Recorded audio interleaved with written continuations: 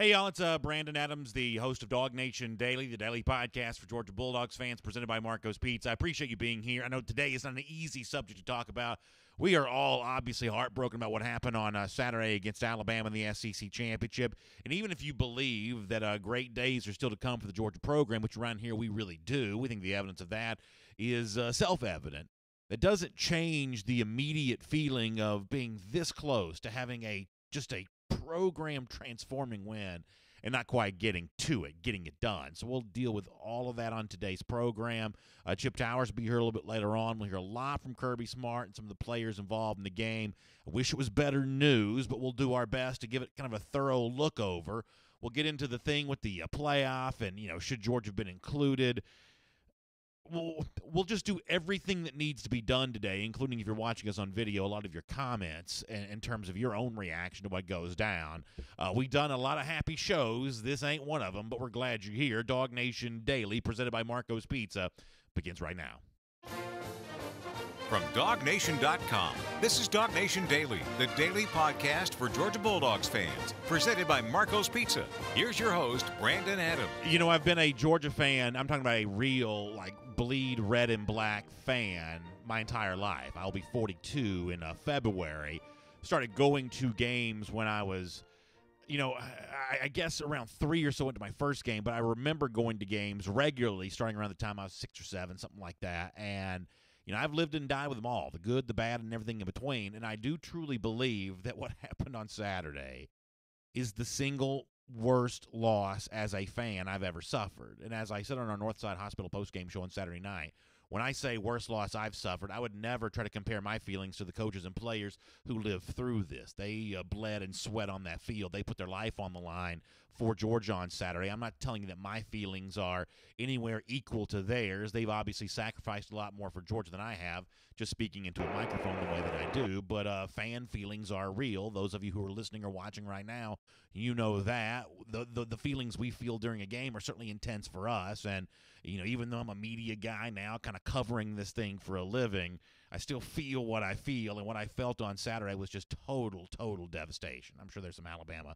trolls are watching, listening right now. I'm sure they take, great pleasure knowing that. That's fine. That's the way that you want to feel and the way you want to take that. The truth is the truth. It hurt bad to see Georgia lose to Alabama. We will talk about that on today's program.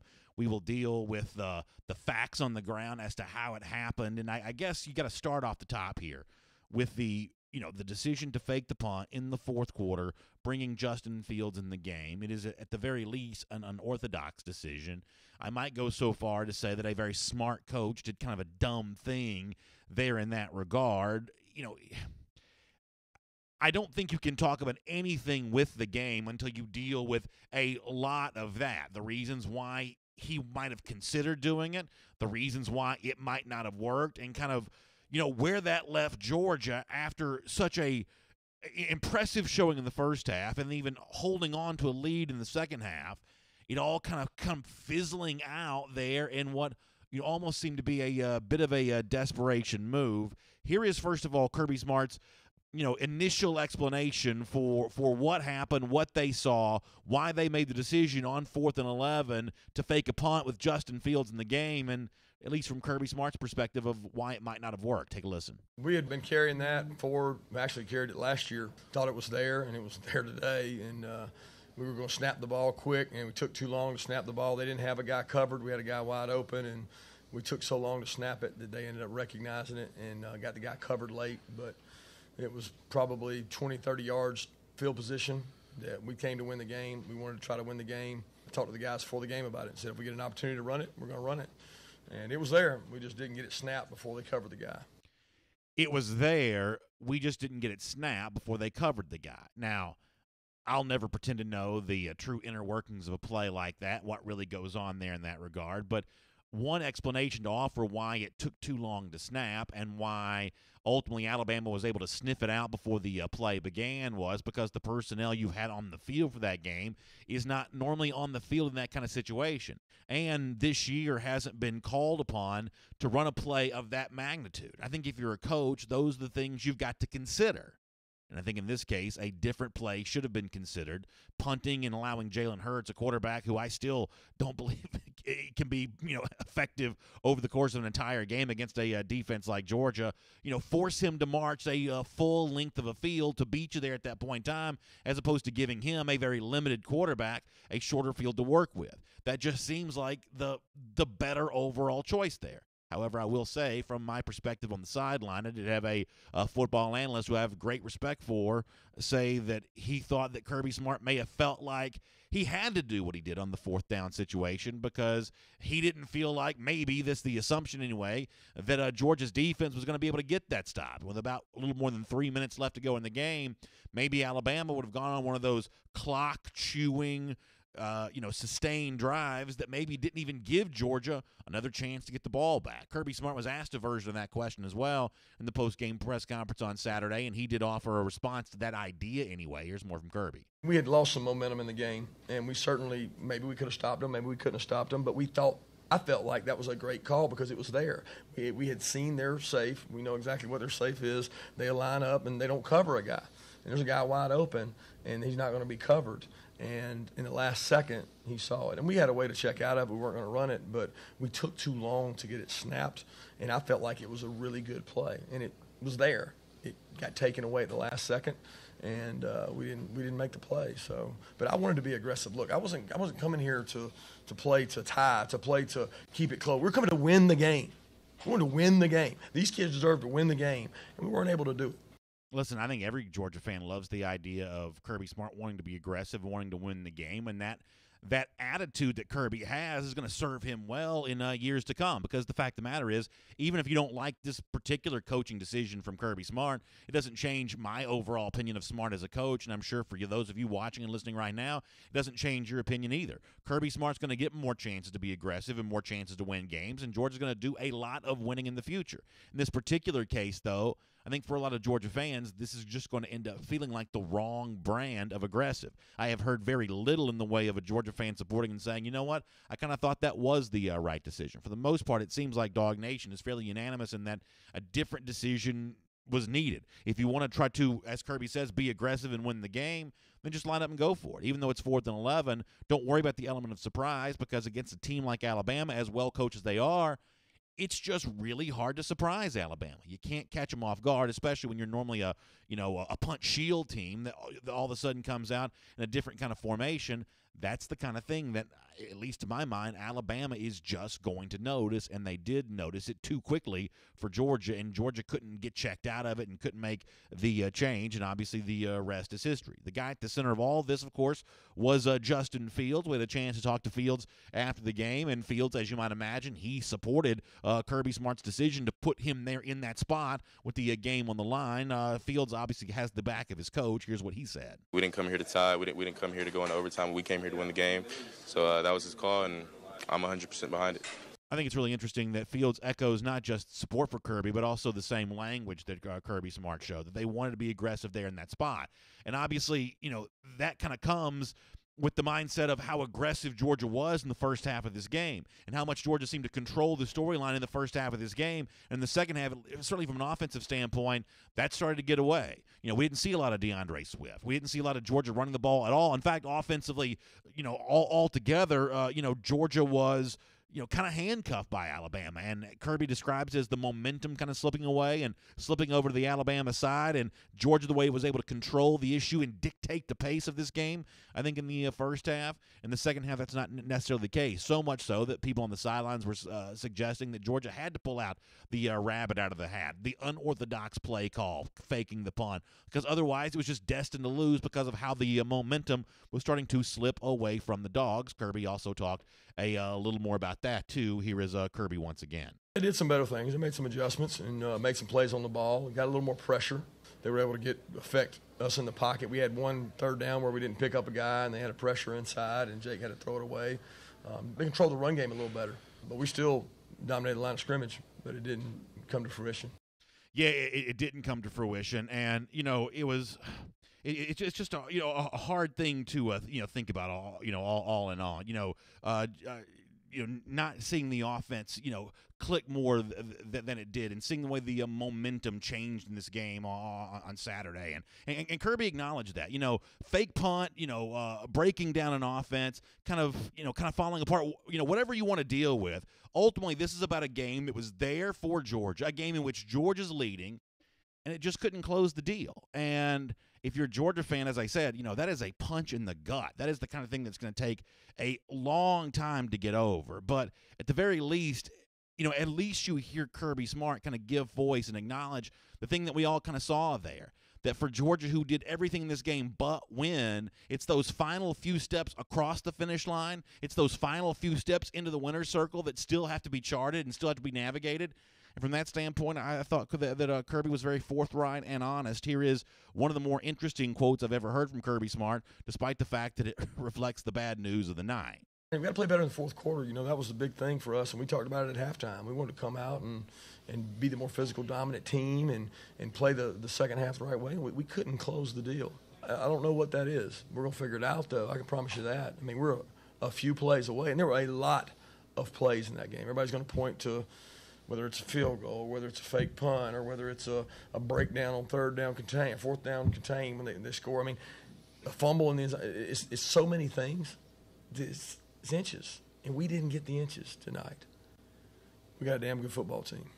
Yeah, it's inches, and we didn't get those tonight. Kirby obviously supports his team, and I think Georgia fans feel that same way. But what makes this one so painful and hard to get over is the fact that, I've always kind of viewed, hey, if you want to beat Alabama, you got to get a better roster. You've got to out-recruit. That's my solution for basically everything.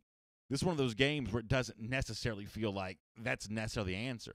Georgia can certainly get more good players and can continue to build a roster that's superior to Alabama's. But what it showed on Saturday is it had enough good players to win this game, and it still didn't do it. And as Kirby says, what happens in the fourth quarter? How does it slip away? That's the kind of thing that they're going to keep investigating and keep examining. I have all the faith and trust in the world they'll figure that one out in the very near future, maybe as soon as next season. But for right now, this one really stings. My name is Brandon Adams. This is DawgNation Daily, the daily podcast for Georgia Bulldogs fans, presented by Marco's Pizza. Hello to you, and thank you for being with us today. Live on video, 10 a.m., DawgNation Facebook, YouTube, Twitter feed, radio at noon with our friends in the Classic City. And that is not a happy place today, I would imagine, but we always love to be on the radio in Athens. We also love to be on the air podcast form, as we think of it, the on-demand way to hear our program. Pretty much wherever you can find podcasts, including the Apple Podcast Player or the world-famous DawgNation.com. We appreciate you being with us and appreciate Marco's Pizza for making it all possible. The MVP of Primo Pizza, with dough made fresh daily, an original sauce recipe, and 3 signature cheeses. They make every bite magnifico. You can order yours today from Marcos.com. We will get shipped hours here coming up in just a moment. Before we do that, though, I do want to go around the doghouse here, presented here on this Monday by Pella Window and Door. And I want to deal with, from the Alabama side, but is obviously, and you want to talk about, listen, I don't think to this day I've still watched last year's national championship game, and it gets replayed on TV all the time. I've now got another game that I'll never be able to watch on TV anytime it ever comes back on again, because, Jalen Hurts turning himself into a hero, and got to give credit where credit's due. Hurts stuck around, he remained patient, and he came in and made some big plays when he had to for Alabama on Saturday. But the legend of Jalen Hurts, and the way that, the pro-Alabama media is going to, kind of spin this thing in the months ahead, is going to be really, really distasteful and really, really, hard to stomach. It's one of the worst parts about this game, the fact that it almost seems like the inverse of what happened a year ago. Tua coming off the bench to save the day, and now Tua gets in trouble. Hurts comes off the bench to save the day. That's just, kind of the worst part about this. And, it goes without saying that defending Jalen Hurts, even though he's, I think, inferior as a quarterback to Tua Tagovailoa, he does present a different series of challenges. He is probably, to my eyes, in person, the best running quarterback I've ever seen. And obviously Jonathan Ledbetter, who is a great Georgia player and a terrific Georgia leader, he did address after the game the fact that it is just a little bit different dimension. Even though both quarterbacks are athletic, the athleticism of Hurts is just a different brand to deal with. Here's Jonathan Ledbetter on that point. They both have mobile quarterbacks, they're both mobile. We knew that going into the game. Our goal was to trap them and keep them in the pocket. We had a lot of guys rushing with a lot of passion and, just a lot of determination to get those guys on the ground. We did a good job with Tua. Jalen came in and surprised us a little bit on that quarterback. He just pulled and ran it. Those adjustments you got to make in the game, and you got to be aware and have awareness, in those situations. But for the most part, I think that the team did a good job, keeping the quarterbacks in the pocket. When we had to make those plays in those small moments, Alabama got it. People are going to hear that word surprise. They're going to remember the fact that last week Ledbetter was talking about having been surprised about Tua Tagovailoa coming in the national championship game. Obviously, that word's going to get some attention because it's not the first time he's used that, but an Alabama quarterback change. He was pressed a little further on just how surprised they were and how much the defense was kind of knocked on its heels by the presence of Jalen Hurts in the game, and Ledbetter talked a little bit more about that. I wasn't necessarily surprised myself. I was aware, that he was in the game and what he's good at. I just think that the quick changeup kind of caught our defense off guard. And there are two different style players that are both mobile, but they run differently. You got Tua, who's going to try to hit outside and roll out on you. Jalen will hit you as a vertical threat, and he did that. And you got to make sure you just prepare and just be ready for stuff like that and make those in-game adjustments. I think to a certain extent, it's important not to make too much of this one way or another. Alabama is number one in the country for a reason. They were a big favorite in this game for a reason. One of those reasons is it's just really hard to prepare fully for everything that Alabama can do. They can bring in a quarterback as a backup who was a former SEC Offensive Player of the Year. That's a level of talent that only the elite programs in the country have, and obviously Alabama has more than anybody else. So it just goes to show that in a game like this, they can be easy to lose, and Georgia let it slip away. They can also be hard to win.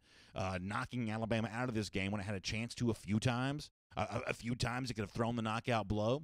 Just could not get it done. Credit to Alabama, and just disappointing times here for Georgia. They were this close, but as Kirby Smart says, they are a few plays away still. All right, Around the Doghouse here on Monday is brought to you by Pella Window and Door. They can help you equip your house with energy-efficient windows and doors. They're family-owned and operated with a branch right here in Georgia. That means local service backed by a national company, and they've got a great offer for you right now. You can currently get 50% off qualifying installations or 0% APR for 48 months, and that's valid through the end of the year. Pella also offers the best lifetime warranty with top-of-the-line equipment and unparalleled expertise. So make sure you schedule your free in-home consultation a couple of ways. Find them online at pellasoutheast.us. That's pellasoutheast.us. Or give them a call in their Dunwoody showroom at 404-445-2979. 404-445-2979. We love our friends at Pella Window and Door because they are viewed to be the best. All right, it is good to have you on the program. We'll hear more from Kirby Smart later on. We'll get into the playoff debate involving Georgia in a few minutes as well. But now, for everything kind of happening around the program, and there is a lot, let's talk to our buddy Chip Towers. Great to have you with us here on DawgNation Daily, presented by Marco's Pizza. From Athens and across the SEC or wherever the recruiting trail may lead, here's a DawgNation.com insider. All right, Chip Towers, I know you wrote about it at DawgNation.com over the weekend, among a number of subjects that we'll get into here after Georgia's lost to Alabama in the SEC Championship. And if you don't mind, let me just dive into it. Chip, I addressed this before you joined us. I think Kirby Smart is a great coach, one of the best young coaches we've seen in college football, maybe ever, certainly in quite some time. I think he's got a very bright future. I don't think that's changed because of a potential blunder on Saturday night, but that doesn't mean it wasn't a blunder to, put the unorthodox formation, fake the punt. It doesn't work. A lot of things cost Georgia on Saturday, but I think that the fans who were kind of fixated on that for the moment, have sort of picked a pretty good place to start. It was just it was too weird to be right, correct? Well, I heard Kirby's, explanation, I guess you would, of it, and, he said a lot of things like it was there and everything else. I think we've all looked at the replays and realized it wasn't there. It was never there. It wasn't a good call. It was a disastrous call, and it cost them the ball game, so say whatever you want about it, but it was a bad decision there, and it cost Georgia. And the general comeback, and where some people defend him and say, well, we're trying to win the game there. Well, punting the ball down to the other end and asking your defense to stop the offense is also trying to win the game. The game wasn't lost there; it was tied. So you had at least another period to go, if your defense could have kept them from. I mean, let's just let's say that Camardas hits another touchback. Well, they got 80 yards to go instead of 50. That makes the difference. So I just it was a shocking play, and it was inexcusable in a championship setting, in my opinion. I think the other thing, too, that's going to probably open up a bigger conversation about all of this is the fact that it's kind of, in some ways, an ironic ending to a season, at least in terms of the chance of making the college football playoff, because it kind of falls in line with a series of decisions from Smart during the year where a lot of people were wondering, how are you using Justin Fields, and why are you choosing to use him the way that you are? To think that the most important play of this game ends up also involving Justin Fields in kind of an unorthodox manner, sporadically kind of popping up for a play, something a lot of people didn't like throughout the year. That's another thing that's going to make some people, a little at least either confused or bothered by this, and that's another kind of odd way of using Justin Fields. Well, the Justin Fields on the fake punt was just such a dead giveaway. I mean, if you watch the replay, you'll see, a couple of Alabama linebackers, as soon as he comes onto the field, I mean, they're both pointing at him. That's where I think it's a poorly designed fake as it is. If you want to do that, have Justin Fields as your up back full time all the time. That way it doesn't draw any attention when he runs onto the field. But, I mean, especially yesterday. I mean, I see everything that everybody in the coaching staff loves about Justin Fields. But the fact of the matter, on Saturday, Jake Fromm was just having an unbelievable game. And obviously, Jim Chaney and James Coley and Kirby Smart and the Georgia offensive staff had come into that game with a plan of bringing in Justin Fields and inserting him into the game plan and into some series. I think, he came into the game 4 different times, one on the fake punt, 3 other times. I know twice he came in on first down. I can't remember if the other time he came in on first down, he had 2 runs and he had 1 pass. But in every single time that he came on the field, the way that Jake Fromm was playing, you were there, Brandon. We were all like, oh, whoa, what's this about? I mean, because Jake Fromm's just playing at an extremely high level right now. And that's not Justin Fields' fault. That's not anybody's fault. I mean, that's what you want. And you don't want to mess with things when they're going that well. But, I mean, I get it. There was a plan, and they were trying to execute the plan as scripted, and, it didn't work. He had, 2 carries for 6 yards and an incompletion and an absolutely disastrous fake punt. So, I think it all also kind of goes in together with the discussion of this is a game in which Georgia seemed to be in control of at one point and had a couple of opportunities to, as I said a moment ago, knock Alabama out of the game. Then that doesn't happen. Then Alabama stays alive long enough to find a way to win the game. There's a word we use in sports from time to time that I don't like using, and I hope this is not, true of Georgia in this case, but I guess it does bear asking. Did Georgia choke on Saturday? Did they choke this game away, a game that they should have won and didn't? Well, I don't like to use the term choke, because, I mean, it has such a negative connotation. But I think they definitely succumbed to the pressure, and I think they've done that twice. The most amazing stat that I've seen so far is Georgia has played Alabama in the last 2 years on championship settings and has led for 119 of the 120 regulation minutes.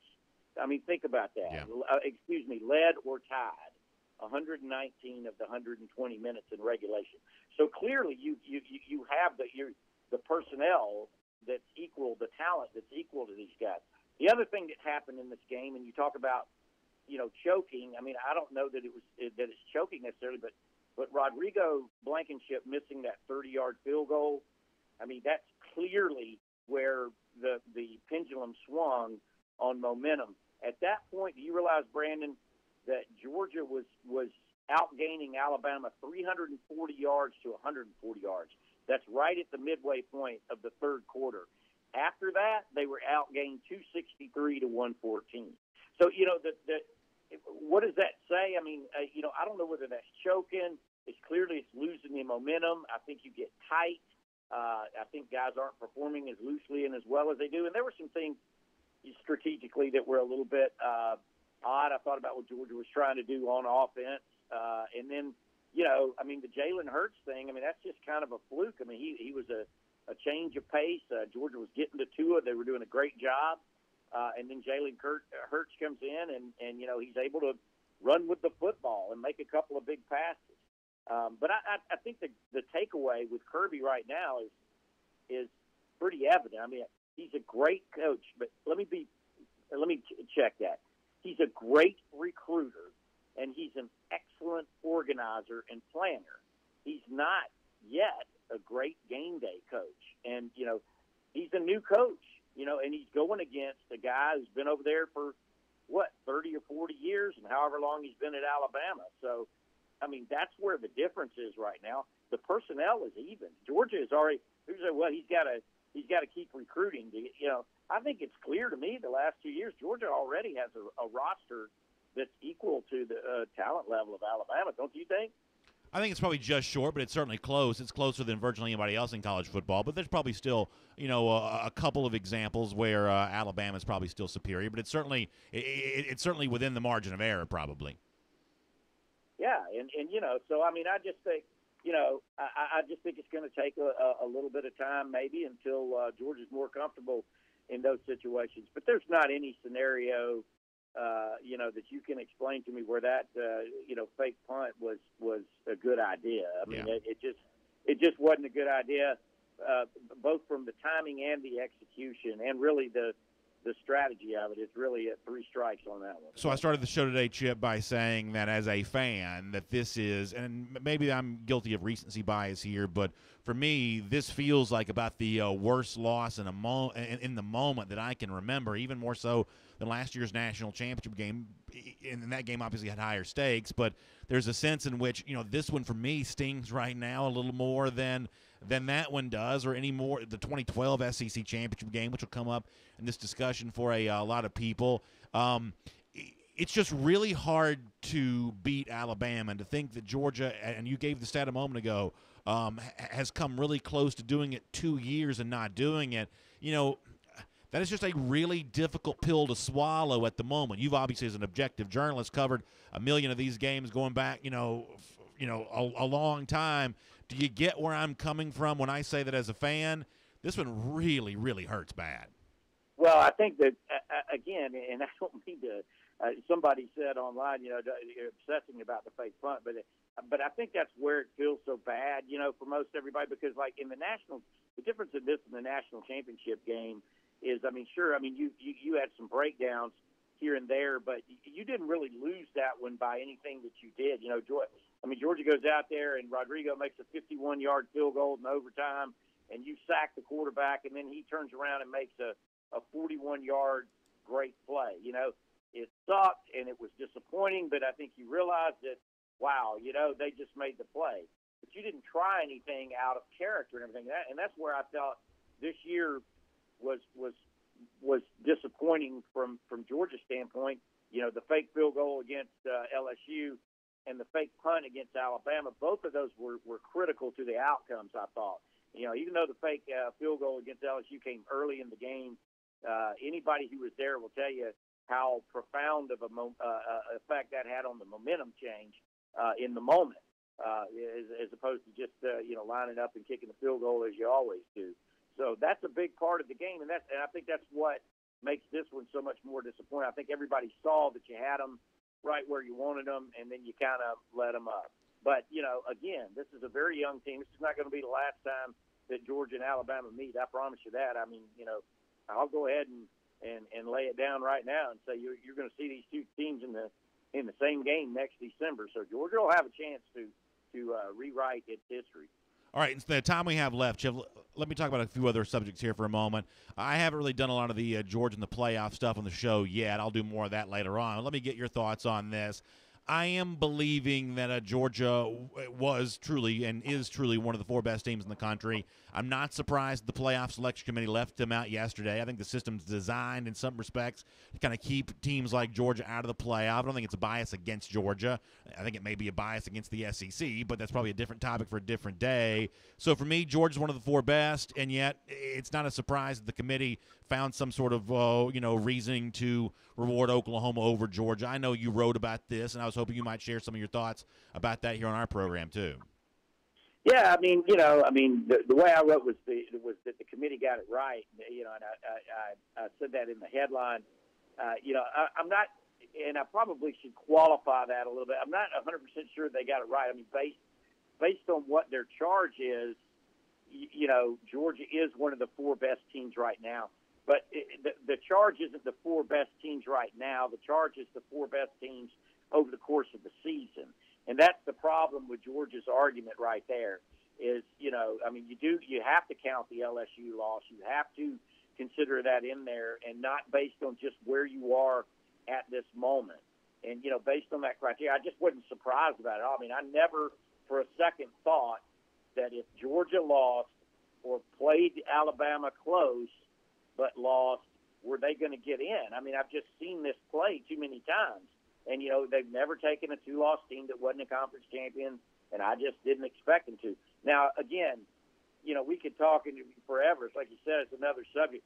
I think it should be required conference champions. I think it should be 8 teams. I have a lot of problems with the entire process, but I wasn't at all surprised that this is the way it turned out. A 1-loss, Big 12 champion going in before a 2-loss non-champion.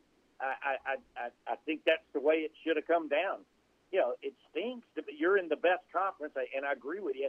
I think it's anti-SEC bias, but the reality is, there might be an argument for putting 3 SEC teams in if you just went by sheer power index. But what they're trying to do is get a regional, a regional sample of the best teams in the country, and let them play for the championship. It's a play-off. You play it off, and nobody will admit this, but you play it off in the regular season too. You play it off in the conference championship. It's all of it is an elimination until you get there, and Georgia got eliminated. It's unfortunate because, they had everything right there at their fingertips. I picked them to win. I fully expected them, us to be on our way to Dallas right now.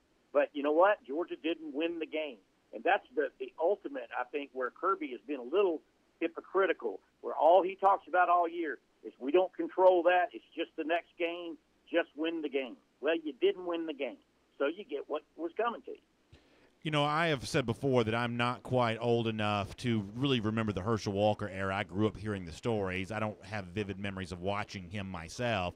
But, Chip, I am just old enough to remember the Cotton Bowl after the 1983 season and the 10-9 victory and the, what time is it in Texas stuff that happened a lot after that. That's a pretty vivid memory for a young child for me. A pretty good Georgia team post-Herschel in 83 against a good Texas team there in Dallas for the Cotton Bowl. To think that these two teams are going to rematch in the Sugar Bowl here, and I say rematch, it's been a long time, but you know what I'm saying. It's getting these two teams in a bowl once again. That is a consolation prize because the playoff is where you want to be, but it ain't that bad of a consolation prize, is it? I mean, playing, you can never be disappointed to play in the Sugar Bowl. That's it. You talk about Herschel Walker. That's kind of where Georgia got at that point. They played in the Sugar Bowl for 3 straight years, and that particular year they got to go out to Dallas and play in the Cotton Bowl, and it was.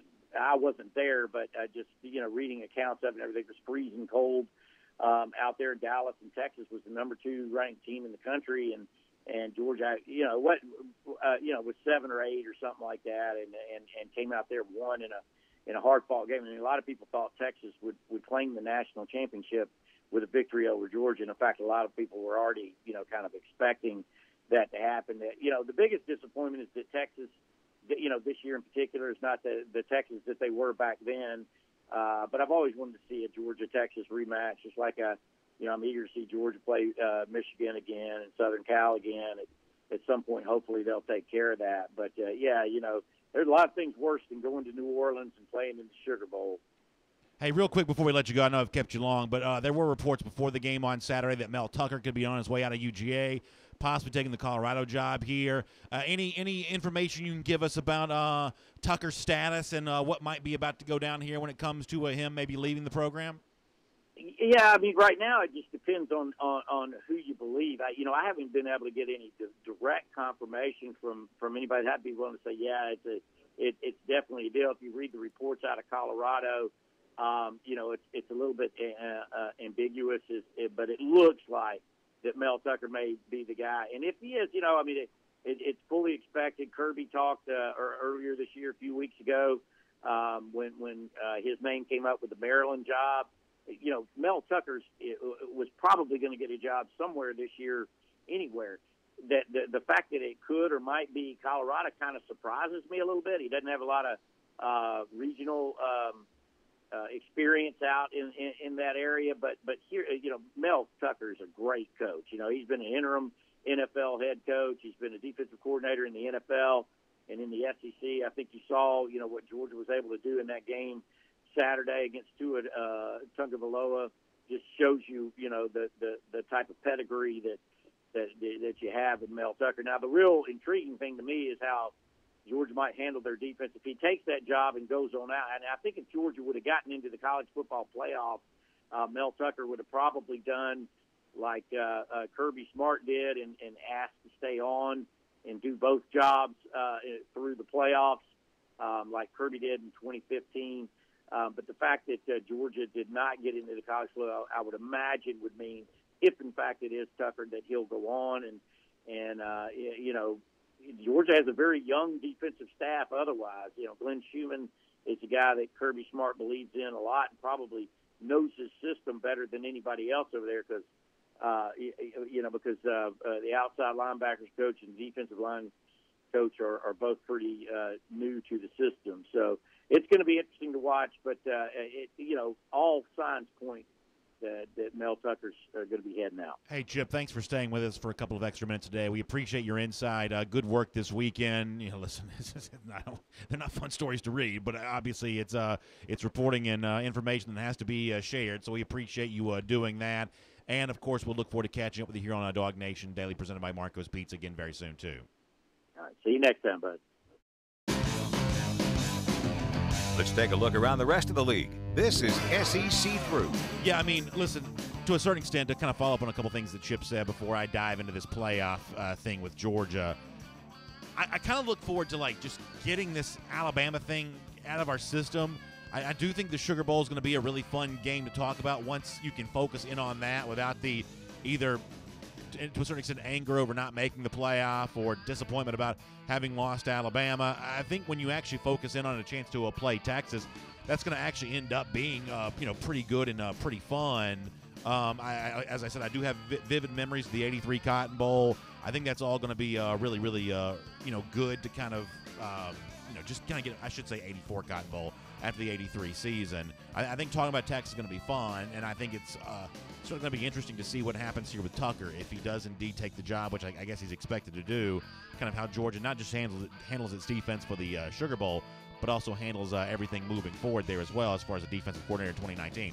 Before we do more of our SEC through, let me remind you, I know a lot of you watched the game on Saturday from all across the world, all around the country. There's nothing like cheering on the Dogs in the stadium, but if you can't be there, obviously it is so much fun to be a part of a UGA Alumni Association chapter spread all across the country. Passionate volunteers going to help keep those things running. And it's not just the game-watching parties like we had on Saturday. There's also Dog Days of Service, professional and philanthropic activities. Just a great way to share the joy of the season with other UGA alumni. There are 318,000 active alumni in 83 different chapters. Bulldog Nation does truly stretch all corners of the world. I hear from Georgia grads from, just on Saturday alone on Twitter, from Australia and South Korea and places like that. And these alumni chapters stretched across the world are certainly allowing people to connect with each other. So if you want to find out where one is close to you, go to this website. It's alumni.uga.edu/chapters. Once again, alumni.uga.edu/chapters. I'm not going to lie to you. After a game like Saturday, you need to find a way to get some like-minded people in your life to help make you feel better about it. And the UGA Alumni Association group will certainly give you a chance to do that. All right, let me do some playoff stuff here for a moment.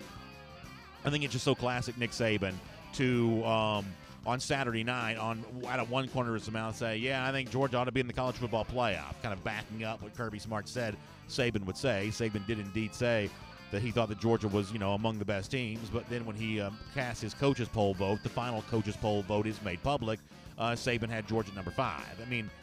I do kind of get the notion that, he's going to play at least one of these college football playoff teams. He may play any of the other three. He doesn't want, or the other two, he doesn't want any bulletin board material there, so he votes Georgia number 5. But that's just sort of classic Saban to do whatever he needs to do, say whatever he needs to say in the moment to benefit himself, and that's what he did.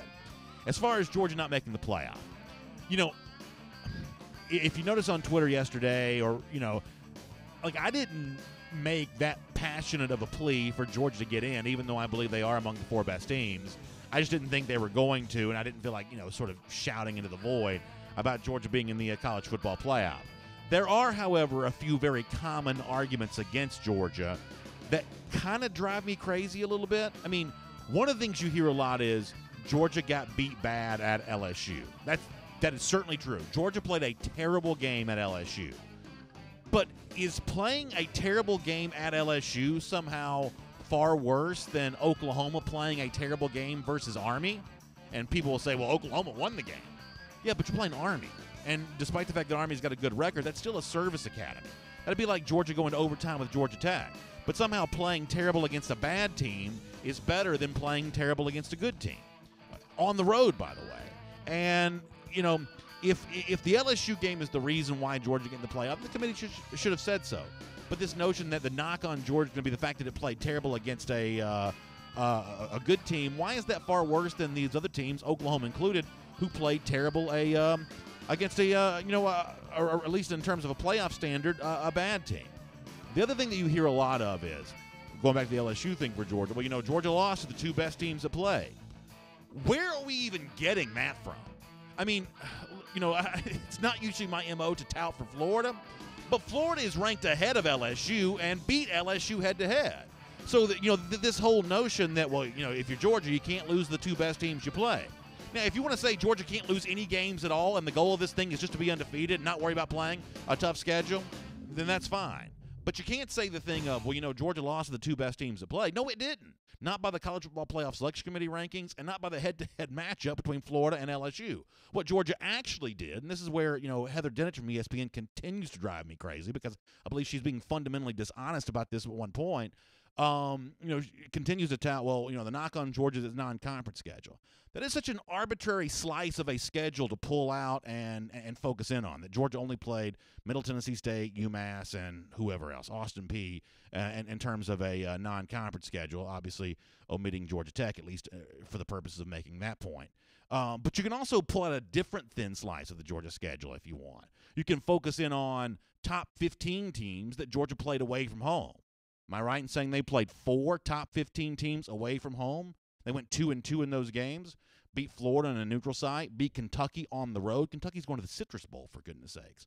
Did lose to Alabama on Saturday in Atlanta and lost to LSU at Baton Rouge. But, let's not act like there's some sort of problem with the Georgia schedule. In fact, I'm pretty sure I'm right about this. If we want to go strength of schedule numbers with any of the playoff contenders, Georgia got the highest strength of schedule of them all, right? So, listen, ultimately, this is what the committee does. The committee puts in conference champions. They don't say that, but in this case, they kind of do. But it still seems weird that Oklahoma would go ahead of Georgia because it won a conference title. Ohio State stays behind Georgia. It's just an example that the committee kind of does what it wants to do here. And there was never going to be a real chance that Georgia would win this argument, despite the fact that ESPN, like a carnival barker, tried to make it seem like they were one of the teams really being considered. This thing was, paint by numbers and rubber stamped far before the TV show ever began at noon. But as we transition here on DawgNation Daily to do our R.S. Andrews Cool Under Pressure Performer of the Week, in a game like this, you could certainly support the play of Jake Fromm and DeAndre Walker, who really, laid their life on the line for Georgia, DeAndre Swift as well. I kind of, though, want to focus in on Kirby Smart, who I think at least made Georgia proud with the way that he argued for Georgia's spot in the playoff, even though I think we all know the committee was never really going to do this. Here is a little bit of Kirby Smart, right away in the post-game press conference, kind of jumping in the notion that, yes, Georgia truly is one of the 4 best teams. Here's Kirby on that. We've got a really physical football team. We've got a talented football team, and we most definitely have one of the best 4 teams in the country. And the system is what it is, and what happens, happens. But these kids out here today, they battled tooth and nail with what is one of the best teams in the country. I thought that James Franklin, the Penn State coach, made a very interesting statement. He talked about how for the Big Ten, which it gets left out of the playoff for now, it's the second year in a row the Big Ten hasn't made the playoff. It's the third year in a row the Big Ten champion hasn't made the playoff. And 3 years ago, that was Franklin's Penn State. He said that he thinks the Big Ten is making a mistake by playing a 9-game conference schedule. Now, I think that the Big Ten is just inferior to the SEC. But his overall point is kind of a true one, that no matter what the committee says about who you schedule and how you go about your business here, the ultimate goal to make the playoff is you need to be a Power 5 team, and you need to have as few losses as possible. If you don't realize that pretty soon a conference is going to figure that out, and they're going to find a way to stack an undefeated team in their conference based on how they schedule. For the most part, these leagues have a lot of control over how they schedule, whether it be on the record or off the record. If you don't feel like that someone's going to find a way to game that system at some point in time, they're absolutely going to. So Georgia going at LSU, that's not a game that it ought to enhance Georgia's playoff chances. And instead, it ends up being kind of an undue punishment, having to play Alabama in an SEC championship game while Notre Dame sat at home eating duck crepes or whatever it was they were eating during the selection show yesterday, ends up being a punishment. Pretty soon, everyone's going to figure out how to get themselves a Notre Dame schedule or how to get themselves a Clemson schedule. Pretty soon, they're going to figure out how to game the system because it is a system set up to be gamed here. More from Kirby Smart trying to make the case for why the Dogs should have been included. It boils down to one thing. Do you want the 4 best teams in or not? It's that simple. They sat at home last year and got to go in the game while everybody else was beating each other up, and they had a good football team. Give that coach across the sideline a vote who he doesn't want to play. And it'll start with us. I promise you he don't want to play us. It's not our decision. It's their decision. But if you're going to put the 4 best football teams in, So the them and the that he's referring to as Alabama, and the banging on the desk was Kirby Smart, not me. But nonetheless, that is that. Kirby for making the case as passionately as he did. He'll be our R.S. Andrews Cool Under Pressure Performer of the Week. And it's a little warm in Georgia today, but we got below freezing temps coming up later on the week. And those frosty mornings bring a smile to your face when you get the R.S. Andrews Furnace Checkup. Trained techs that are going to be clean and on time are going to show up at your home and drive beyond ordinary furnace checkups. R.S. Andrews inspects your heat exchanger for leaks, checks your filters, your flue, your vents, and more. They get your system back to factory fresh specs, and it's all just $99. So call R.S. Andrews, the heating, cooling, plumbing, and electrical pros that Dog Nation trusts. You can find them online by going to rsandrews.com. All right, y'all. So, listen, I wish that it was a happier subject. We'll have happy days here again, and I do truly believe that 2019 is going to be a pretty impressive-looking Georgia roster. And the 2019 recruiting cycle that we're going to be chasing here over the next few weeks, there's going to be a lot of good news for Georgia on that. You know the drill. We've been up and down and everywhere else we go. We've ridden this ride for a lot over the course of our lives, and there'll be happier times to come. In fact, we have a level of confidence that happiness is coming for Georgia in a way that, Georgia teams of the past, versions of Georgia fans in the past probably would not have. Today it kind of stings. Today it kind of smarts, no pun intended. And, we'll shake it off and things will be better.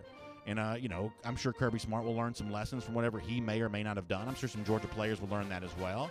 And Georgia ultimately will be better for this. For now, though, it's not a great day. However, something that is kind of good. It's still been 765 days since those lousy, stinking Gators have been able to say anything. It's our Gator Hitter Updater. We'll see you tomorrow on DawgNation Daily. And on video, we will take as much of your comments as you want. Anything you want to address from anything, it's all open. And we'll try to be as candid as we possibly can, because I did say I wanted to give a lot of room for you to get your chance to vent and voice frustration. We did a lot of this on the Northside Hospital postgame show on Saturday from right down there on the field. We'll do a lot of that right now, so you can kind of let it rip, and we will we'll get ready to go. Alan McGovern says recruiting. Yeah, Alan will be talking a lot about that coming up in the days ahead. Monty Moon says the last quarter and a half, we didn't put up any points for the second championship game. How does that happen? And, yeah, that's one of the worst parts about it. And I'm not going to lie to you. There's a sense in which I'm confused by that, right? I mean, I think a football game is like such a intense thing to try to kind of fully wrap your mind around as it's happening. It was such a deja vu feeling for me to be down on the field with about 5 minutes to go in that game, standing there, looking up at the crowd, feeling the the cheers that had been on the Georgia side for a while, and y'all would not believe how loud that thing was getting in the first half of that game when Georgia's really rocking and rolling. I mean, I got chill bumps on top of my chill bumps thinking about how Georgia fans were just living and enjoying every moment of that. And slowly you can feel the crowd start to, the momentum sort of push itself over to the other side. All of a sudden it's those crimson and white fans who are cheering. And there's a part of me that for 2 years in a row now against Alabama has been left saying, wait, how did this happen? Like, what was the autopsy on this? I mean, Chip did a pretty good job saying if you want to trace it back to a missed field goal. And listen, missed field goals happen. I mean, no one's going to be perfect there in that regard. No one shoulders the majority of the blame or even, a significant portion of the blame. You can slice that thing up and share it with pretty much everybody evenly if you really want to get into every single play of the game. But, Chip had a version of that of, you can sort of trace this back to a momentum kind of shifting there at that point in time. And, there are probably other examples of that as well. But one way or another, as the commenter mentioned, Monty, I believe it was, that offensively, when you go back and look at the stats, it just basically just fizzled into nothing. DeAndre Swift barely touches the ball. Some of what Swift did in the first half of that game was awe-inspiring. I mean, just absolutely awe-inspiring. And then, it doesn't get really get a chance. The Georgia running game in general doesn't really get a chance in the second half, or certainly in the fourth quarter for sure. It is hard to figure that out, and I'm sure that's exactly what these Georgia coaches are going to be going back and doing. That's why I asked you about the whole notion of, is it fair to say that Georgia choked in this game? That's an overly used sort of sports hot take type word. I probably don't like to use it in general. I certainly don't like having it associated with my my favorite team, but I mean, it seems at least fair to address the possibility of that on a day when things go as badly as they do on Saturday. Chad Thomas Black on Facebook says, guys, we weren't supposed to be this good this year. After Chubb and Michelle and Roquan left, with this many freshmen. So clearly there's an extent to which that Georgia did validate itself by being back in that top four conversation after having lost as much as it did. But, I mean, I don't know that on this show we were necessarily taking that opinion. I mean, on this show, what we said a lot during the offseason is that Georgia, may not, be what it's going to be at the end of the season, at the beginning of the season, but that it would grow into this role over the course of the year, that we expected Georgia to replace the running backs that lost and at least, to find a way to be as competent on defense as possible in the absence of Roquan Smith. So it would be disingenuous for me now to say, hey, this Georgia team was way ahead of schedule. I mean, if you want to go back and listen to what we were saying on this program back in August, we very much treated Georgia like a big-time playoff contender. So I understand where you're coming from, and if that's been your opinion, then it's certainly right for you to remind people of what you've been saying. I'm forced to stick with what I've been saying, which was that Georgia was very much going to be a playoff contender. One of the frustrating things, though, is, and I mentioned this to somebody off the air before our show began today, because of where Georgia is located in the league that it plays in, it's very difficult to measure progress. Georgia wins the East for a second year in a row, and the East this year happened to be a good bit better. So winning the East as easily as Georgia did is actually progress compared to where it was a year ago when that was a pretty bad division. It was easy to win the East in 2017. It was a little bit more difficult to win it in 2018, but Georgia still made it look easy. But that progress is difficult to measure because the next game you play because of that is Alabama. I mean, how great would it be if Georgia could win a division, win a conference, get to a playoff, and, even if Georgia's still not quite better than Alabama, which for now it's not, at least you'd be able to see those stair steps of progression towards progress. And, Georgia goes east straight to Alabama, and we'll never get to find out, is Georgia truly better than Notre Dame? I believe they are. Is Georgia truly better than Oklahoma? I believe it is. Is Georgia better than Ohio State? I think it is. I think that Georgia against Clemson would certainly have a very good chance to win. We'll never find that out though, because the gatekeeper in the SEC right now is Alabama, and that can be a frustrating thing, a difficult way to measure progress. But the one thing I think the commenter and I both agree on though is that Georgia is showing its progress towards getting to where it needs to be by the in the very near future. Let me go over to YouTube and address some YouTube comments here for a moment.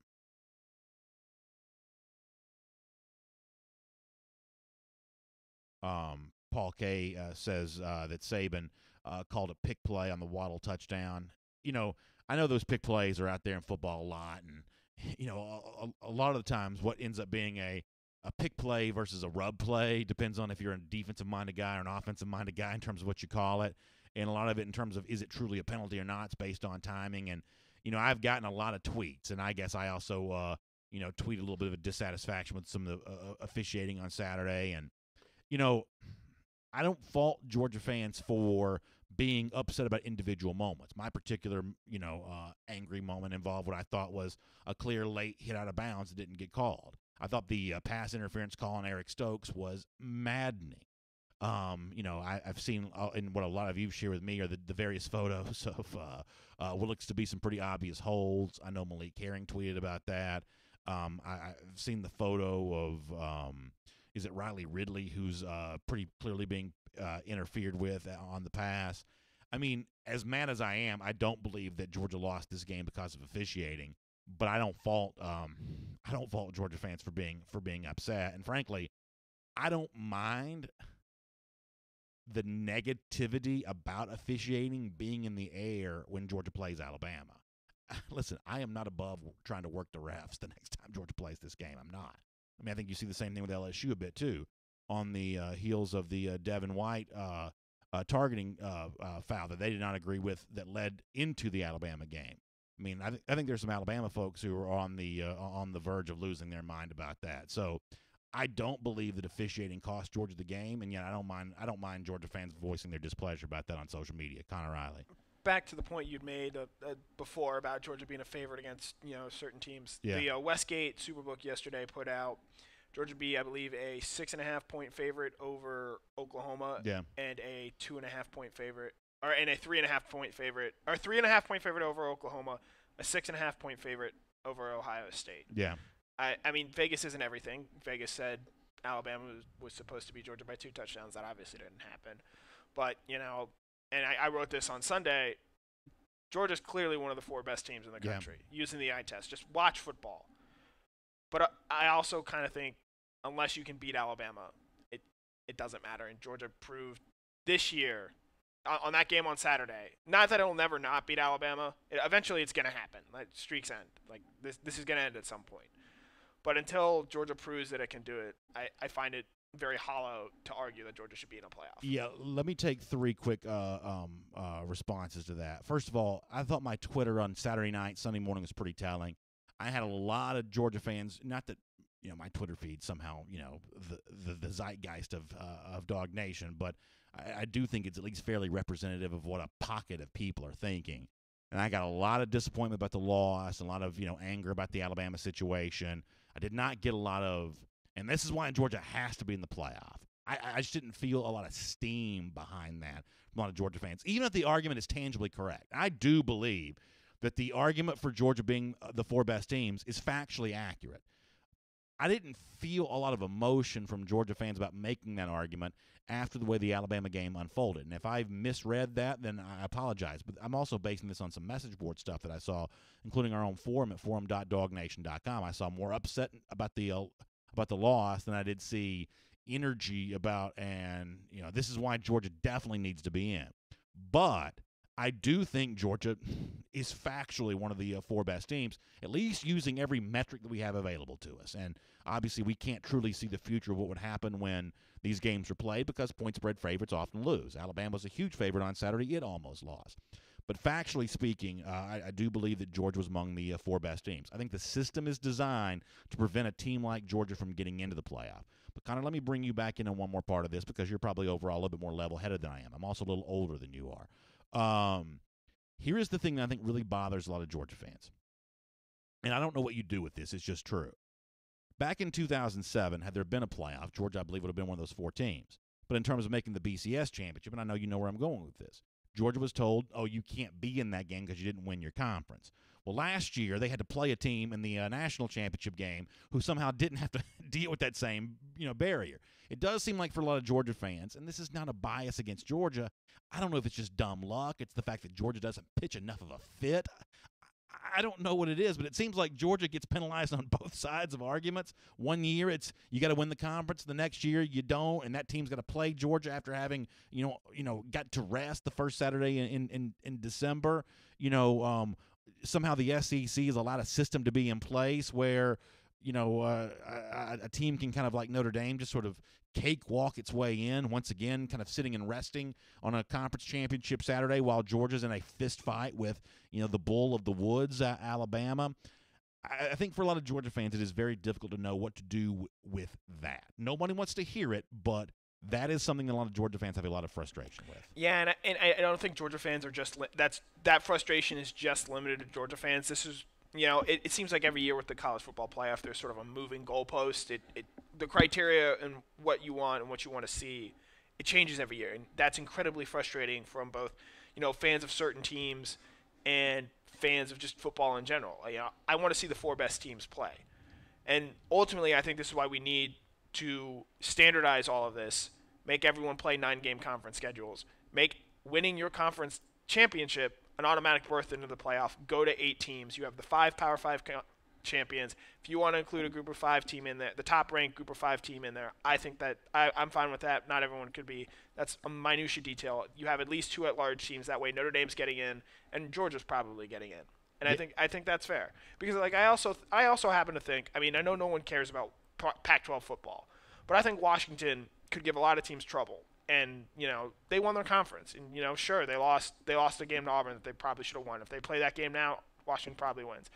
But I hate that college football, which I love. Clearly, I work here. I went to Georgia to cover big-time college football.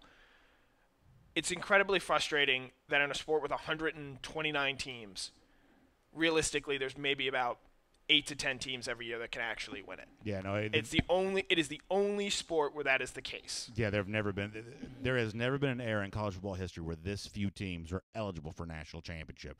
And if you don't have, y'all, Georgia has recruited at a level that's unfathomable, and they're still slightly less talented than Alabama.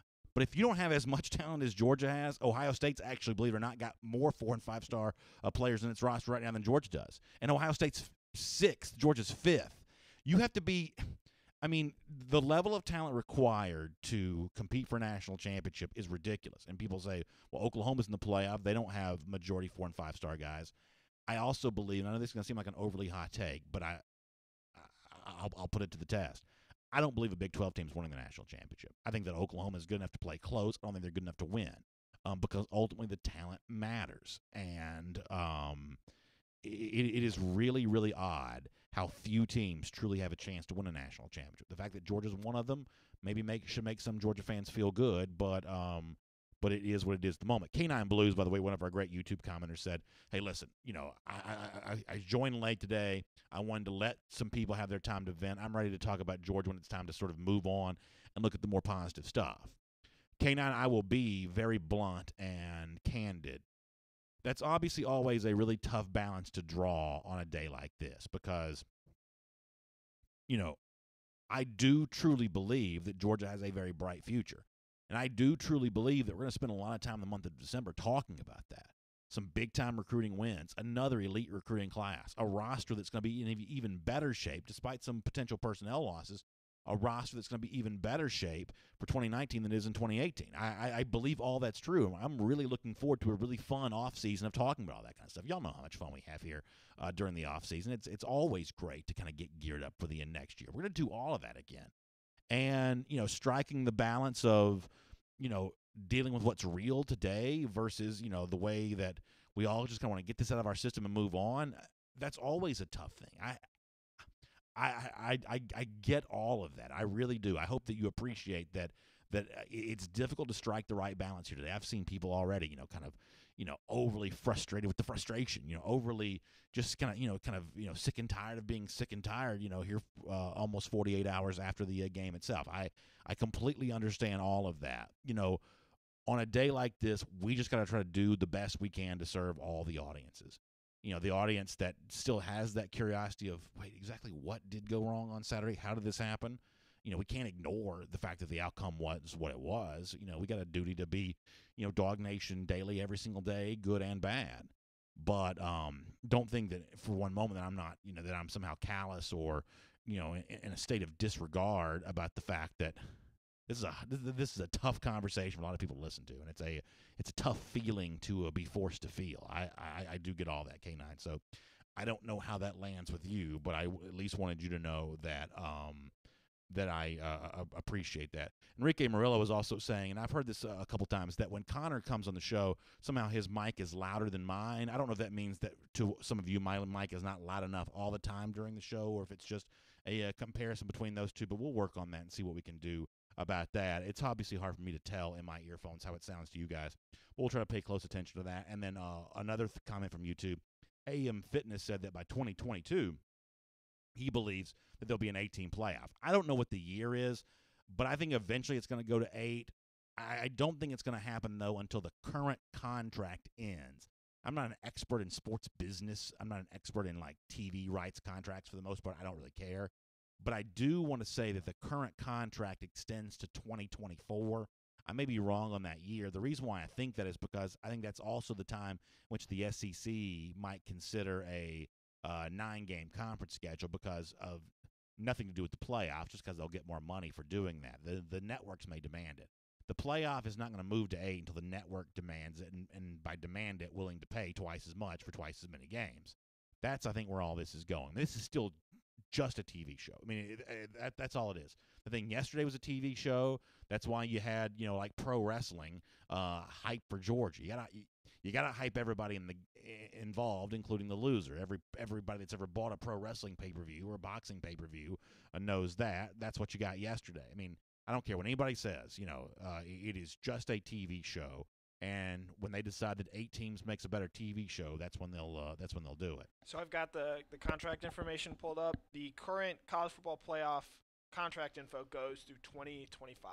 Okay, 2025. So I was slightly off on my year. It's a little longer than I said, but 2025 instead of 2024. Yep. All right, good stuff there. And so that's the year.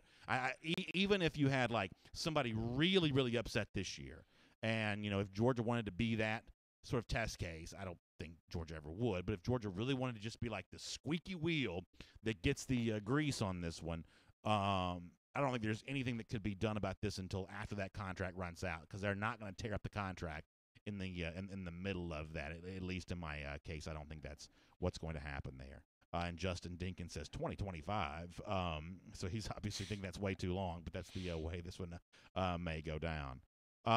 Bruce Eklund, in terms of the volume, says that sometimes gas can be lower than BA, which makes volume control challenging at times. So we're obviously, cognizant of that as well, Bruce. We were trying to match that as much as we possibly can. But thanks for the feedback on that. Yeah, I'm just trying my best. I know I know. Oh, now these issues far predated you. Right, I know. By a long shot. Just know, I'm upset as you guys are when there are audio issues. Yeah, sure. I'm purposely not trying to do it this way. Sure, absolutely. Matt Rukavina in the Facebook comment section says, I'll just say this. As despondent and angry as I am right now, look at how angry we are about going to the Sugar Bowl. Rick's final 4 years were Citrus Gator, Belt Gator. Progress is painful and even heartbreaking, but it's happening. And, Matt, I kind of agree with you on that. I know it kind of falls on deaf ears for many people. But to think that the low water mark for this program now is Sugar Bowl versus Texas, that's pretty spectacular. To think that, that's pretty spectacular to think that all of a sudden this has become the line of intolerable, postseason status is to be in the Sugar Bowl versus Texas. But, things are what they are. That's what this is. It's pretty amazing to think that's where, Georgia's gotten to. And I think eventually, we'll be excited about talking about the Sugar Bowl, but I don't believe that's today. I will say one thing I was a little upset about, Kirby post-game was talking about the inches. I'm disappointed he didn't go Al Pacino from Any Given Sunday. Oh, yeah. Do y'all know that great speech from that movie? The inches we need are everywhere. And unfortunately, Georgia just didn't get them on Saturday. Yeah, that is one of the great speeches made in any movie. It's certainly any football movie. Al Pacino from Any Given Sunday. It's the only part of that movie I have any memory of whatsoever, but a great speech from Petrino. No one's ever said great speech from Petrino. A great speech from Pacino there in that regard. Daniel Holtz, I'm assuming no relationship to Lou Holtz, says maybe Notre Dame deserves a first-round bye because apparently they're special. Luck of the Irish, I guess. Yeah, I mean, that is the kind of thing that you just can't get over, is how we're going to try to make this is it homogeneous? We're going to try to make this the same for everybody, and yet the pathway that these various teams travel to get to the playoff is so different. Now, when I say that Notre Dame is overrated, I don't mean this in the general way that's kind of been kicked around for the last 40 years. Notre Dame is good, but I think they're far from great. I mean, didn't they beat Vanderbilt like 22-17 or something like that? I mean, you know, Georgia bounced Vanderbilt like a basketball, and you know, Notre Dame in its own stadium is, you know, going down to the wire. So I do think it's partially frustrating that if you watched that show yesterday, or if you follow along on social media over the course of, you know, the last 24 hours or so, you know, the whole debate is Ohio State, Oklahoma, or Georgia. There's no debate whatsoever about Notre Dame. Or really, I mean, Mike Johnson brought up a good point. I mean, you know, a lot of what we think about Clemson is based on the fact that, you know, they got a chance to feast on this ACC schedule all season long. And Notre Dame also played a lot of ACC teams because of its, you know, contract agreement with the conference. It's not in the league for football. It's in the league for other sports, but it does play a lot of ACC teams. And so, you know, isn't it ironic that, you know, the absolute worst conference in the entire country, somehow the two teams that play a lot of those teams, somehow they're magically undefeated? I mean, that just drives me crazy. I mean, ultimately, the thing I'm most disappointed about is Georgia losing to Alabama. And that's the thing I'm most disappointed about because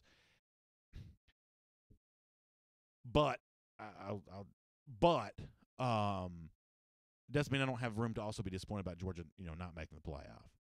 Kyle Norton says, "Will the loss hurt us in recruiting?" I don't really think so. No, I don't necessarily think so. I think that Georgia's in the mix for who it's in the mix with. I know Nolan Smith took a visit to Penn State this weekend. I don't care at all about that. I want to say, you know, a couple other guys may have taken some visits here this weekend too. I think that Georgia is going down to the wire with a few recruits. I think we all, for the most part, we know who those guys are because we talk about them all the time. And it's going to be a dogfight for those guys. But I don't think one person will choose Georgia because of something that happened on Saturday in terms of, I can go there and play right away because look how bad blah, blah, blah was. I don't think that'll happen, nor do I think somebody's going to say, you know, I don't want to go to Georgia because they didn't win the SEC championship. I think that Georgia has shown itself to be a really attractive option. And, you know, the only thing you can do is just keep stockpiling, keep adding to it and racking it up. And I think one of the things that kind of stinks for me the most is that there is an element of begrudging respect you do have to give to Alabama here for playing well on the field. And Alabama has bounced back after a pretty bad recruiting year a year ago. Saban ran out a bunch of dead wood in the program from a coaching standpoint. And, you know, they've bounced back and they've rebuilt a pretty good recruiting class here. I mean, you know, Georgia needing to get it done against Alabama, that is a feeling that is not going to go out of style anytime soon. Don Williams says, I can't get over the dumb committee decision. Yeah, Don, I understand where you're coming from, but, you know, the whole point of the committee being the way that it is to unfortunately keep a team like Georgia out of the playoff. And last year, you know, Alabama is going to get a benefit of the doubt that Georgia this year is just not going to get. And it's the track record that Alabama has. Now you can say, well, Georgia lost twice. It doesn't deserve to be in the playoff anyway. If you want to make that the stated criteria, the protocol, to use their word, then that's fine. I even heard an Ohio State guy say this. If you want to tell me that Ohio State's not making the playoff because they got waxed by Purdue and they haven't been very good on defense, then just say that. He said, you know, the average Ohio State fan would just be fine with that. I think to a certain extent, a lot of Georgia fans would feel the same way. If you want to say Georgia can't go into the playoff because it lost twice, you have to have less than 2 losses to go to the playoff, then I think Georgia fans would say, well, that's the rules. Them's the rules. And they would, you know, move on and try to find a way not to have that the following year. But, you know, most teams don't play at LSU. And other than Alabama, there are not a lot of highly ranked teams that do win there in that regard. But to go back to the point that Don, the commenter, was making, the committee, for the most part, is just sort of stacked up to keep. You know, the rest of the country is not served well by talented teams making the playoff. The rest of the country would much prefer conference champions being the playoff because that's just some sort of arbitrary thing, gerrymandered by geography. It's much better for the rest of the country to think if I ever can make the playoff, I get a chance to play a conference champion as opposed to one of the true 4 best teams. I think most of the country knows in a given year, if they are lucky enough to make the playoff, they're not going to be one of the true 4 best teams from a talent standpoint. So it's much better to be facing a conference champion than one of the teams that actually is one of the 4 best. So sight unseen, the system is sort of put in place to keep out talented teams that, don't have the arbitrary status of conference champion out of the playoff. That is a feature, not a bug. Tony Porter says UCF may have been deserving. The problem with UCF is, from a strength of schedule standpoint, they're barely in the top 100. UCF is they just play a different brand of the sport. And when the playoff was started, to get enough votes to establish it, they had to give a wink nod to the Power Five, I should say the Group of 5 conferences. They would have some sort of chance. Otherwise, they couldn't have gotten enough votes at the NCAA level to move this thing into into existence. But if you're a Group of 5 school that were told at one point in time you'd have access to the playoff, you were lied to. UCF is not eligible for the playoff. They appear in the rankings, but they are not eligible in the playoff. The committee would have taken Michigan before UCF. It would have taken Texas before UCF. It would have certainly taken Georgia before UCF. I believe the committee would take a 9-3 team in the playoff before it put UCF in the playoff. These Group of 5 teams are just not eligible. I don't particularly think they should be. I'm not scandalized by their lack of eligibility, but they were told something in order to get a vote. And once these universities gave their vote and they're okay to start a playoff, the committee just and the actual playoff went ahead and just did what it wanted to do, which is, make sure the money ends up in the right places, which means that teams like UCF, which don't have a national following, you hear about them on TV a decent amount. There's not really a whole lot of national following and interest in them. They are not eligible for the playoff. One other area I'd kind of like to hammer the playoff committee on. How I really wish we could have gotten Michigan LSU in the Fiesta Bowl. Yeah. And Florida UCF in the Peach Bowl. I think those are much better, much more interesting games than UCF LSU and Florida Michigan. I think we would probably all agree that if Florida had its choice, it does not want to play UCF. It doesn't have anything to gain from that. Do you think that Florida, and you can weigh in the comment section as well, if you know some info on this, does Florida have any power, any say-so on that of we'd rather avoid UCF at the New Year's Six Bowl level? We know that in terms of the beyond the New Year's Six stuff, the SEC has great authority or at least power to make suggestions about matchups. Does Florida have the ability to veto a UCF Peach Bowl? So I don't think so. I think what worked against Florida was the fact that, or what worked against UCF Florida being a game is that UCF played in the Peach Bowl last year. Yeah. And that apparently I'd read the Fiesta Bowl was under the impression that they were going to be getting the Group of 5 champion all year long. Yeah. Because the Group of 5 champion will flip-flop between the Fiesta Bowl and the Peach Bowl, unless that game is in the college football playoff, obviously. And so because Florida was ranked higher than LSU, Florida got the closer geography game. And the Peach Bowl got a team that's going to Florida will send more fans to the Peach Bowl than LSU probably would have. Correct. Because it is just geographically closer. So it's probably better business for the Peach Bowl anyway. But although the better game would have been, like you said, Ohio State LSU, that's a good game. Florida UCF is actually a pretty interesting game. Even though no Mackenzie Milton, that's actually a pretty interesting game to sort of decide best team in Florida. And but I can also understand why. Well, apparently, our crack researcher here, Dave Holcomb, just informed me that Scott Strickland is on the College Football Playoff Committee. So, and I imagine he would have had to recuse himself from there. Also, LSU Michigan, the game we were deprived of. LSU Michigan. I apologize. Yeah. Have never played each other. Never. In the entire history. Wow. In the entire history of college football, those two programs, two of the Blue Bloods, though Michigan slightly overrated, but still, those two have never played each other. And I should point out Ohio State that I mentioned, of course, in the Rose Bowl against Washington.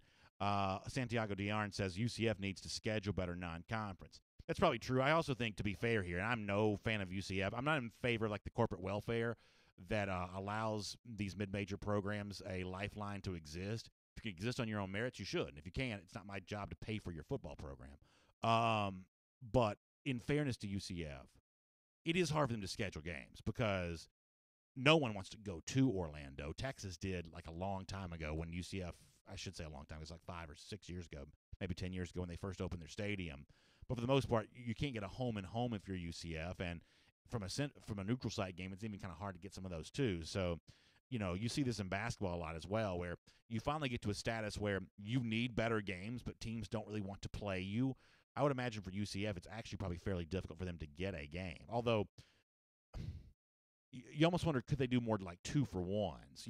Come here once, we'll come to your school twice. Orlando's a pretty, hot recruiting bed. I wonder if they could get better games if they were willing to trade 2-for-1s here, 2 road games for 1 home game. Honestly, I don't even really care that much, though. I'm going to quickly unload an unpopular opinion. One, UCF played Pitt, who played Notre Dame 1914 game and was the ACC Coastal Champion. Played Clemson, got the doors waxed. UCF blew them out. They were supposed to play North Carolina. That game got rained out. This year they were supposed to? Okay. That game got rained out, affected by a hurricane. I believe that's the second year. They were supposed to play Georgia Tech last year. That game also got canceled. That is true. That is true. For the people, weather in Central Florida, in other words, is pretty tricky. For the people saying UCF should schedule better, would you, in any universe, want Georgia to play UCF? In any universe, doesn't matter where. I'd be fine with UCF coming to Athens. I'm not going to Orlando, though. I mean, I think there's a large. There are people like the Greg McGarrity's. McGarity probably doesn't want that game. Yeah, it's the same reason we don't see Georgia. You won't see Georgia Southern on Georgia's schedule anymore. You're just not going to see that game because the threat of Georgia Southern or UCF winning and beating Georgia does Georgia absolutely. It hurts Georgia a heck of a lot more than potentially winning that game would. Yeah, I mean, we saw this in basketball for a while where like Gonzaga couldn't get a game. Now it can because it's of a higher level now. But there's a sort of a level kind of above like total doormat and below perennial power where you can't get anybody to want to play. You probably see that more in basketball than you do in football. Ninja the Noob, weighs in. Ninja, it's good to have you in the comment section here today. Taiwan Taylor says, I'm rooting for Notre Dame to win it. I don't want Bama to beat Clemson or Oklahoma to get any new recruiting. Taiwan, that's an interesting point, and I guess I'm kind of to that level too. I mean, I joke all the time, I'm an SEC homer. I just am. In addition to being a Georgia fan that loves talking about Georgia on DawgNation Daily, the sport and the sporting news that I crave the most is SEC football news. As I get older, I get more interest in the SEC, college football, and less interest in virtually everything else. I mean, even in March, I'm reading about SEC football and position battles and potential coordinator changes, and I'm immersed in that culture. I'm the biggest SEC homer in the world. Now, years ago, especially during the BCS era, that as a fan led me to kind of hope that the SEC teams won the national championship, even some sort of distasteful ones. Ultimately, I guess as a fan, I probably viewed it as better for me if the SEC team kept that BCS national title streak alive. I just thought it made the SEC really establish itself as the premier conference, and that rising tide lift all the ships within the league. As the commenter mentions, for this year's playoff, I guess I now no longer think that's true. I guess now I do want to see Alabama lose, just because either I'm just sick up to here of Alabama, but also because at this point in time, bad news for Alabama is good news for Georgia. So this is kind of that new era of SEC, I guess, homer feelings, and that the SEC team losing is now actually better for my team, I think. So I guess in a roundabout way, Oklahoma or anybody else in this deal, I guess I'd probably be rooting, against Alabama. Now, I believe the commenter also said rooting against Clemson too. To a certain extent, that's probably true as well. That the two teams that I think are least deserving to be in the playoff, Notre Dame and Oklahoma, a national championship win for one of those two would actually, in a weird way, probably benefit Georgia the most. I don't completely disagree with that sentiment. I think that's actually probably pretty smart. AM Fitness says that Clemson's going to beat Notre Dame by 20. I would think that's probably also likely to be true as well. Typically I try to avoid being heavily favoring the favorites in a game, like these two national semifinals, but I believe it could be a cakewalk for both favorites. RT367 says, BA, what's your opinion on Justin Fields? We'll obviously talk a lot about Fields this week. And, I think that the game on Saturday shows you a couple of things. From the Alabama side, it shows you the value of having two good quarterbacks. I mean, how much of a luxury is it? And, we've seen this from a few national powers as of late. The backup quarterback for Oklahoma last year was Kyler Murray. I mean, think about how crazy that is to consider right now. Georgia's current backup is Justin Fields. That's a great luxury. Alabama's got former SEC Offensive Player of the Year Jalen Hurts as its backup, and when he comes in and rescue emergency duty after Tua Tagovailoa's injury, that's a huge, huge value. Georgia being a national championship contender in 2019, a box to check to kind of keep that status is to have a quarterback like Justin Fields as a backup. I do use the word backup intentional when I mention that, because I am going to talk more about this week. I think it is very difficult to look at Jake Fromm's overall statistical profile and say he didn't make a major statement with how he played against Alabama. Now, we'll look more at over the course of the fourth quarter and second half to see if he was leaving some stuff out there. But I thought Fromm made a pretty big statement in terms of his status as the starter on this team. And, I think that Georgia is at its best if Fields returns in 2019. But I can't rightly promise Fields, at least in my mind. I'm not the coach. It's not my decision to make. I'm also not at practice every day. But it seems weird to promise Fields a chance to rightly consider himself a strong opportunity to be the starter when Fromm just played the way that he played against Alabama. I think it is at the end of the season the same thing it was at the beginning of the season. A pretty complicated subject, but in terms of the competition between the two, I thought Fromm made a pretty big statement for the most part on Saturday.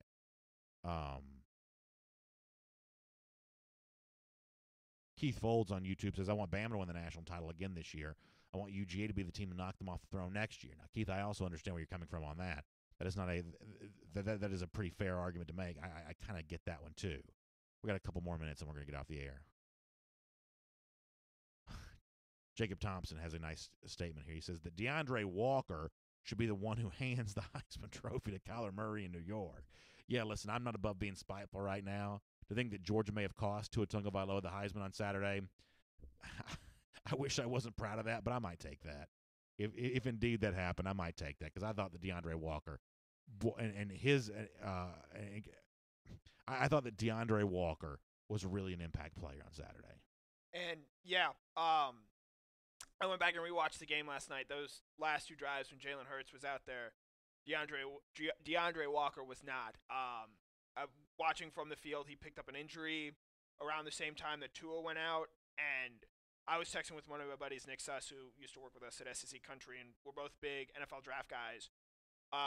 We both thought DeAndre Walker was the best player on that football field on Saturday. He was an absolute menace, and I think if he's healthy and able to finish off that game, I think Georgia wins. Yeah. And I also sort of wrote this, with him in the game, and when Tua was in there, because they both went out around the same time.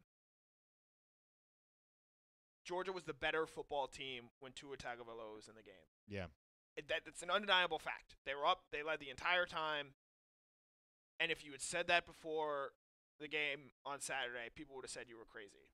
And I think that, for me, that's the most disappointing and frustrating part. Disappointing part of it. This guy who, Reese Davis told us on Friday he thinks he's the greatest Alabama quarterback he's ever seen of all time. And, to make him not only make him look mortal, but to make him look outright bad, not good. And, sure, he's hurt, but health is a skill. Staying healthy is